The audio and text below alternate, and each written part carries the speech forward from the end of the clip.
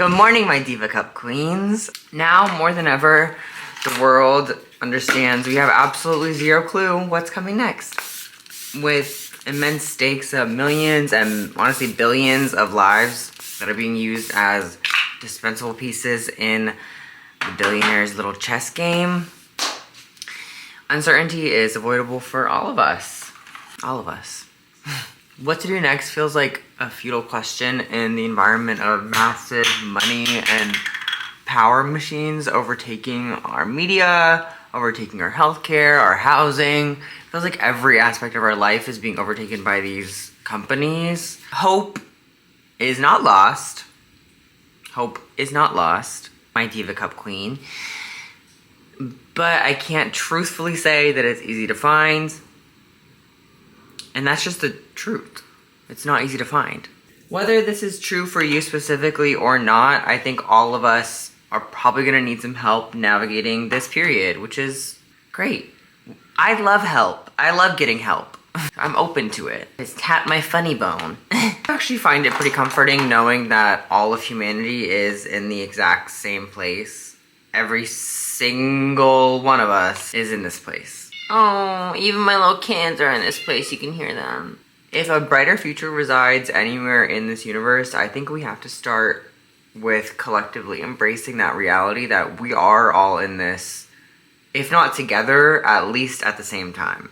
And it's affecting all of us in the same way. She told me she had things to say, so she's here with us. The health of our planet is entirely in our hands. And I say that, and I don't actually know if it's true, because I think the planet's gonna be fine, regardless of if we save it or not. It's gonna go back to being just fine. It survived after the dinosaurs died. It survived after all of the other mass extinctions. If we're gonna go through a mass extinction, the planet itself is gonna be okay. The question is if we're gonna be allowed to continue living on it. And that question applies to all of us. It applies to the billionaires. It applies to regular people like us, which the billionaires are regular people too. They're just psychotic. But all of us are facing that insecurity. The planet is gonna break up with humanity if we don't adapt to its needs. It will. It's been warning us. If it doesn't it honestly feel like right now, and I've never been in a relationship, so I can't speak to this, but doesn't it feel like when the relationship's over, but you're just waiting for it for somebody to do it? Oh, sweetie. It's like, who is gonna pull the trigger? But all of us are there. None of us can escape that. It's a universal human experience. Every single person you see walking down the street, every single person you see in the mall, every single person you see maybe showing off some sort of financial security that they want you to think that they have, working out next to you at the gym, they're probably feeling just as insecure about our future as you. They probably are. Even if they're a Trump supporter, even if they, on the exterior, don't believe climate change is real, they're scared. So many people hide behind these facades of strength because they think they need to protect themselves. And this world, this universe, this society is meant to divide us. It thrives off us being divided. You can see it by how hard billionaires work to stop unions, right? They don't want us united together because our power doesn't just come individually, it comes collectively. And corporations know that. And corporations are so tied to their facade of security, which is their money, they can't let that happen. So the world is designed to make us feel individual. The world is designed to make us feel, and I say this in the United States of America, to be very clear. I think that's pretty obvious. I'm sure that there are places in the world where collectivity is embraced. Sweetie pie. I'm trying to make my cat feel like a collective with her new cat friends, but you can tell it's not going as smoothly because maybe something in the world was trying to convince her that she needed to be hyper individual. Forgot to put eye cream on, so we'll see how my concealer turns out. It's gonna be fine. Y'all, I'm getting ready for, I don't know what I'm getting ready for today, which is the perfect way to start this video because it's so uncertain. My day is very uncertain today, and I don't like when my day is uncertain. But I'm supposed to go on a date with this guy who's been responding to me like in a minute every time I message him, which is great. And then I messaged him last night, hey, are we still going on this date? And he hasn't responded to me, and it's the morning time. So I'm like, I don't know if he's gonna respond to me or not. But regardless of if that happens, I'm going to a warehouse sale. So, and then if I don't go on this date with him, I'm gonna get brunch with my friend. So, it's an uncertain day, but regardless of what the day brings, it's gonna be really fun. So, anyways, back to society and our individuality. Society doesn't just make us feel like an individual. Society makes us feel powerless as an individual, and by extension, powerless as a group. Oh, Lucia Bean, you are powerful. You are powerful enough to be empathetic. Come here, Chamomile. Chamomile wants to sit here. I think we could all sit down across from each other and have a big group therapy session talking about how the world has made us feel so small. The world has made us feel so lonely. The world has made us feel so disconnected from each other, from our power. I think we could all talk about it. I think we all need some empowerment. Some true, authentic empowerment. Not based on being better than anybody else, but based on embracing our own potential to do good. And to be good. For ourselves and for others. And I don't think that any of us are excluded from this experience, even the people with the most privilege. And I say this as somebody with considerable privilege. I'm also not privileged in certain areas, but I do have privileges that I acknowledge. But I think even the like cis white ultra rich men we see, I think even they feel this way. I think that their privilege is really just a temporary bandage solution to make them feel secure in the moment. But I don't think that those men are secure. I think it's pretty clear, watching how they interact with the world, they're deeply insecure. They're deeply wounded, just like the rest of us. But they just have what looks like power. I mean, it is power. But they just have power to make them feel better about it in the moment. But that never lasts. You know those men want to cry in their pillow. Maybe they're not doing it, but you know they want to. And I think either it's a bandage for them, I think privilege is either a bandage for those people, or it is a really dangerous, unrealistic, and almost psychotic illusion of security. So it's either an illusion or it's a bandage, or it's both. Or maybe those things are the same. I think it's our responsibility to seek really deep connection with one another. I think it's our responsibility to seek unity in the face of uncertainty, even if we don't know what that unity is going to bring. That's where we call back our power. Now, the universe is the unknown, and the unknown is instinctively really scary.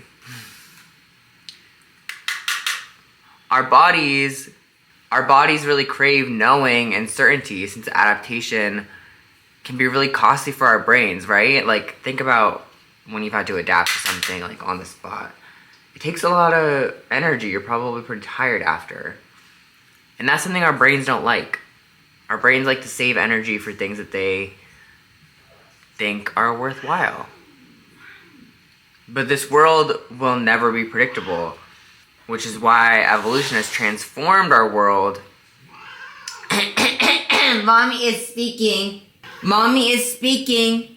which is why evolution has transformed our world thousands of times, millions of times maybe. If we fear something that's inevitable, it doesn't make it less probable. Change is undoubtedly going to come. The world that I grew up in is very different from the world that we live in today. And the world that I grew up in is more new in the history of the earth than my tiny little brain could honestly ever really comprehend or contemplate. This whole thing, I say that as like the mega zoom out. This whole thing has been going on for a really long time. For a very, very, very long time. And our brains can't make sense of that. But in all of that time, change has been a constant. The world has been, the universe has been expanding that whole time. Things have been changing that whole time, like, and it's only speeding up. Like, all right, I put the culprit back in her room. Oh my gosh. We may crave certainty, but the only way we can really know what our future is gonna be is if we don't change. Is if humanity stays exactly the same as it is right now. Then the future is pretty predictable. I don't like what that prediction is, and I don't want that. Humanity has expanded so much, we've lost our connection with nature. We've lost our connection with the beautiful world around us that we live in favor of our artificial, man-made creations. Even in the way we consume art, I think a lot of us have lost touch, the natural principles that inform it. Now, I'm not sure what a world would look like exactly where we are connected to nature. I don't know. It's uncertain. And that's where uncertainty comes in. But I know that I want to be connected to the ecosystem around us. I know that I deeply want to be a part of that. And I just don't know. But I want it. I want that. And that's the foundation of my refusal to be afraid of the unknown. Is that reality. That I want something that I don't know. Come here. When something is as uncertain as the future is, possibilities are infinite. Possibilities are infinite, and that's lovely. But infinite paths forward can make it way easier to just default to the one we're already on. We all have experienced, what is it called? That phenomenon. What is it called, y'all? Choice paralysis? Is it choice paralysis? I don't know. But I think that sums it up pretty well. I like to think of the world as a collection of tiny little minuscule habits. And people talk about themselves like that, but I think the world is like that. I think the world is a bouquet of unconscious tendencies that we all do collectively, that our cats do, that our corporations do, that our countries do. I think it is a collection of our habits on a grand, large scale. And I think the mindset of people who believe the world is unavoidably bad in the future could benefit from thinking like this. Habits can always be replaced. Habits can always be replaced. I'm sure you have had, I hope you have had a habit in your past that you've changed. I've had, thankfully now, and honestly most of them have been over the past few years, but I've gotten rid of a lot of my habits that weren't serving me. And it really wasn't easy to even notice them. And it was definitely not easy to overcome them, but I did. And I'm here, and I'm better for it. And I've seen other people do it as well. It's not just me. So, who's to say that that can't happen on a macro scale? Spontaneous action towards change is possible from any direction, I think. It can come from anywhere.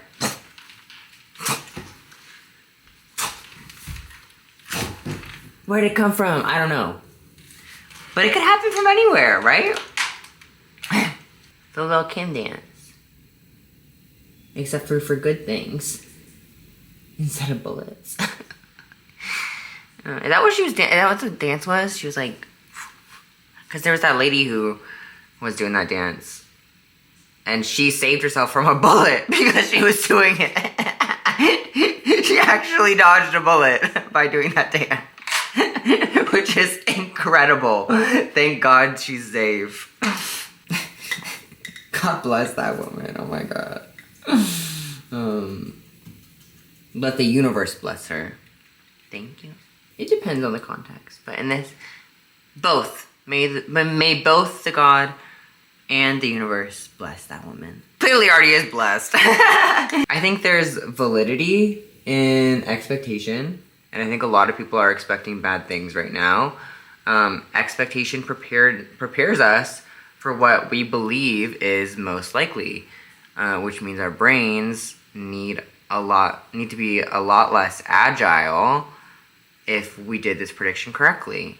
Now, I would not say that there's anything wrong with this, except that it can definitely lead to attachment to an outcome, and attachment to a negative feeling can be pretty stifling, and it limits each of our individual opportunity to create limitlessly, because the attachment just drags us down, drags us back. Now, this may happen unconsciously, but I think it has to be made conscious to move forward. Oh my God, I haven't done my makeup like this in so long, and I'm loving it. I need to go out more, y'all. I think limitless creation is essential if we're gonna uncover a bright future. Because I think a lot of us, in the face of today's just endless shows of power all around us, are kind of feeling a creative writer's block. Like, it's kind of stifling. Can't let it be. The world is relying on us not letting it be. I think the first step to igniting our collective mind's full potential to manifest a more suitable world, which we all need, really starts with detachment from the future. If the future is positive or negative, we have to be detached from it. It very well could end up as a lot of the political forecasters and environmental advocates are afraid of. It also could be completely different. It could be wildly different beyond any of our imaginations in a beautiful way. So how can we train our brains to be open to possibility without knowing what could happen? I think fear is the enemy. Fear has to be deprogrammed. We can't be afraid of the dark. I was actually really afraid of the dark as a kid. I was really afraid of the dark. Sue me. I used to convince myself that things that I saw in the dark while I was trying to go to sleep were really scary. I used to see demons.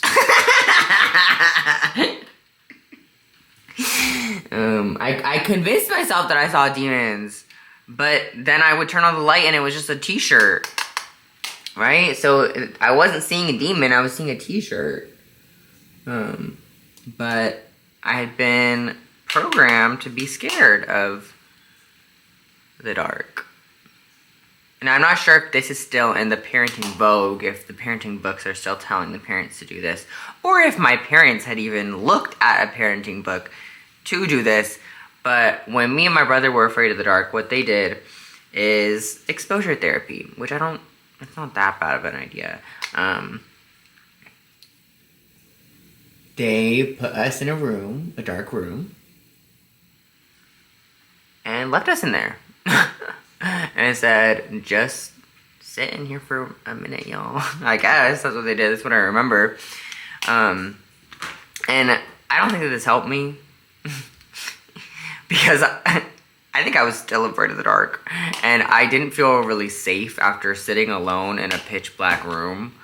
It just didn't. I was like, okay, that kind of validated how I felt. Which is, I guess, validating how you feel isn't necessarily a bad way to move through the feeling. But I don't think I moved through the feeling because I don't think I felt safe. I'm trying to make this makeup feel less like snatchy and more like natural. So I think I'm gonna put some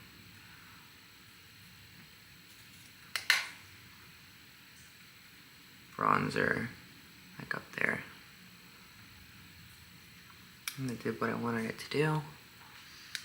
My face is itchy. I hate when my face is itchy. Ugh. But then I went to a summer camp where they made us do this thing where we all had to walk through a really dark little hike alone. I had to do it alone and meet up with the group afterward, right? I'm so itchy. Ew.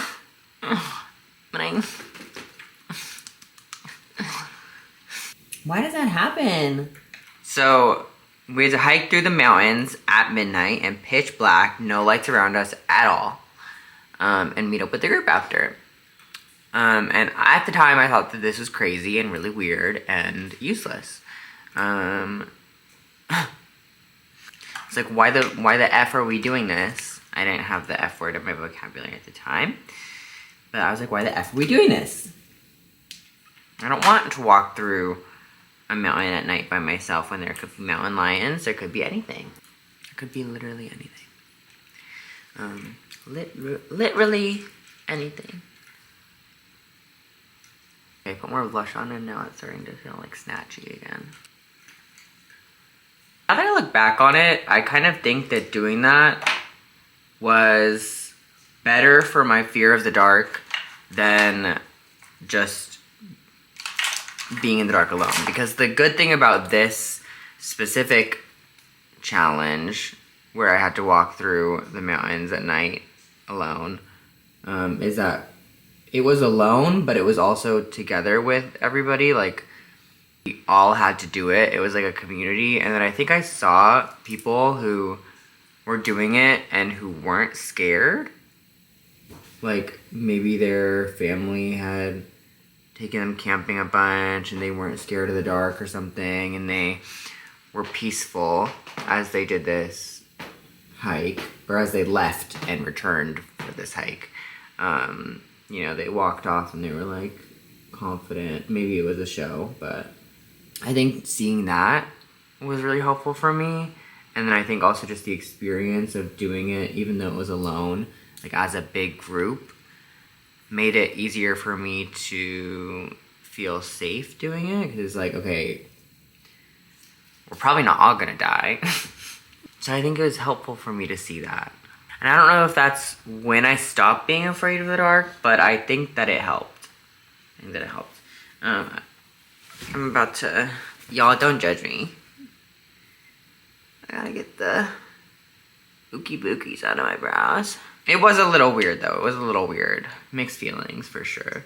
To deprogram the trap of fear, I think it's very helpful to have somebody modeling emotional processing for you. And if you had this as a child, you're really lucky in that regard. And please make a video describing your human experience, because I am so curious. Now, unfortunately for me, and for most of us, my parents are human, and at many times they were very afraid in ways that they didn't really understand. And at many times they made me afraid in ways that they didn't understand. Now, in these moments, my mind planted small, tiny seeds of trust that have grown, at times unbeknownst to me. But at this point in my life, where I'm intentional about my mental health, I nurture those seeds as the antidote to fear. I believe it is really key to trust intentionally.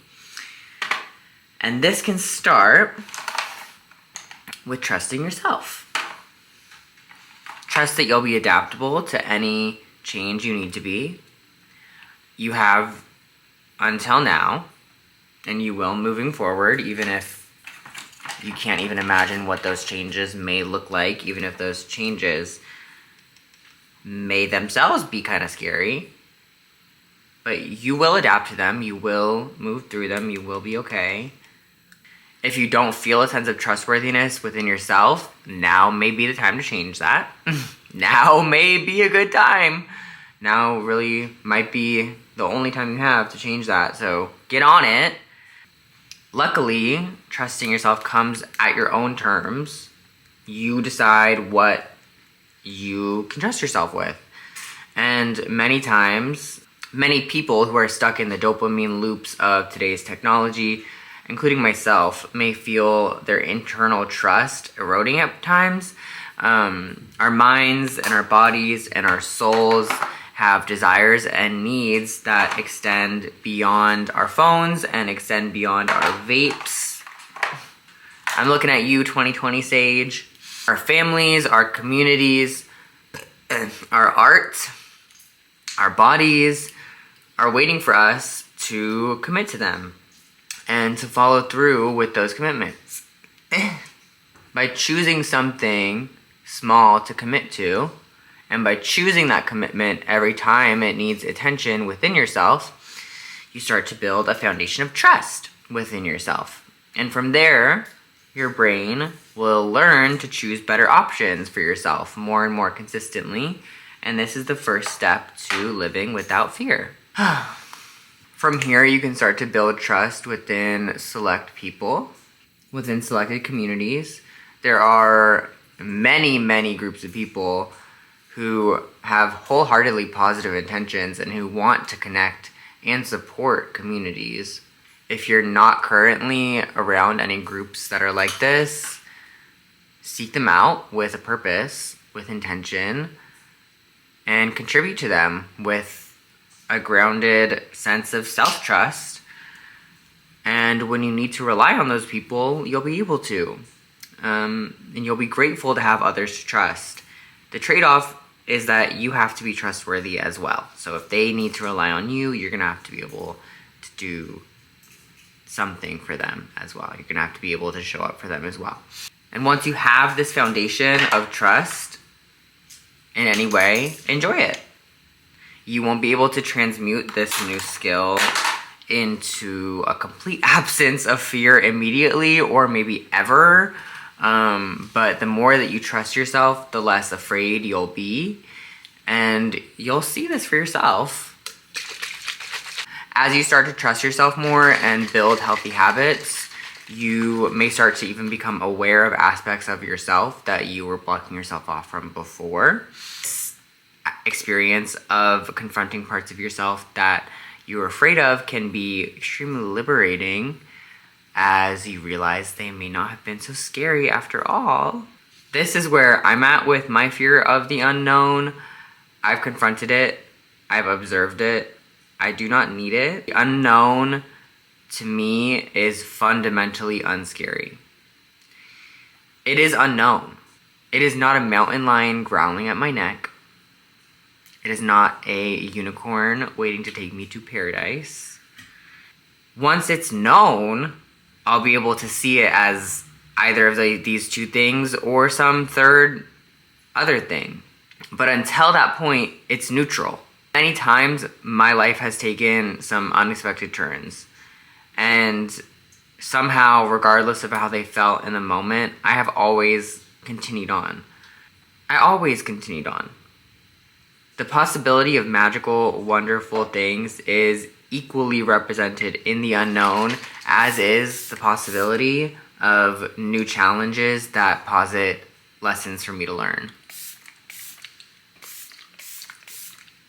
It could be either one.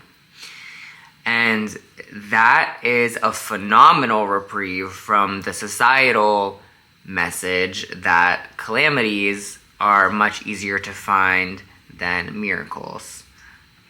It's not true.